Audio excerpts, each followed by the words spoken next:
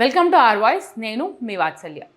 ఢిల్లీలోని ఛత్తర్పూర్ నియోజకవర్గానికి చెందిన ఆమ్ ఆద్మీ పార్టీ ఎమ్మెల్యే కర్తార్ సింగ్ తన్వర్, ఢిల్లీ మాజీ మంత్రి, పటేల్ నగర్ మాజీ ఎమ్మెల్యే రాజ్ కుమార్ ఆనంద్, మరో మాజీ పటేల్ నగర్ ఎమ్మెల్యే వీణా ఆనంద్ బుధవారం ఢిల్లీలోని పార్టీ ప్రధాన కార్యాలయంలో సీనియర్ నాయకుల సమక్షంలో భారతీయ జనతా పార్టీలో చేరారు.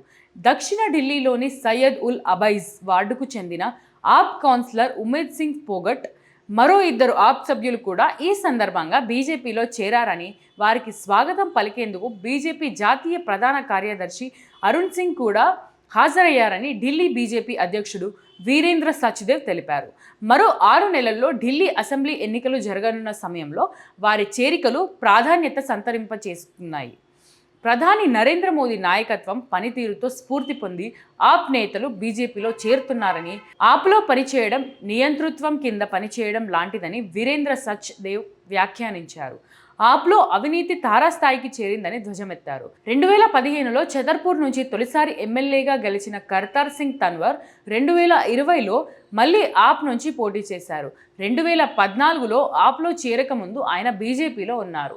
ఆయన తిరిగి పార్టీలో చేరడాన్ని బీజేపీ నేతలు హోమ్ కమింగ్గా అభివర్ణించారు.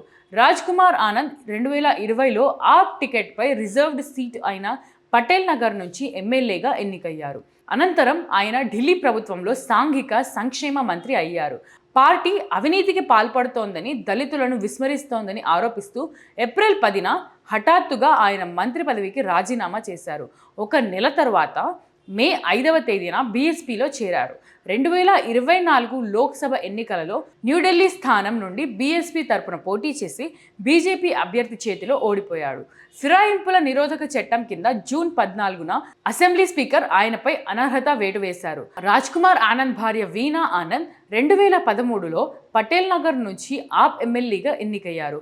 ఆమె 2024 లోక్సభ ఎన్నికలకు ముందు ఈ ప్రాంతంలో చురుకైన ఆప్ నాయకురాలిగా ఉన్నారు. ప్రతిరోజు అడుగుతున్నాను, మళ్ళీ ఈరోజు కూడా అడుగుతున్నాను. ఆర్థికంగా మన ఛానల్ని నిలబెట్టే బాధ్యత కూడా మీ అందరి మీదే ఉంది.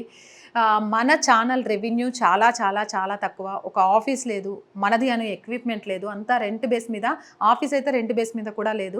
వాటన్నిటిని నిర్మించాలి అనే ఒక ఆలోచనతో అడుగులు ముందుకేస్తున్నాం.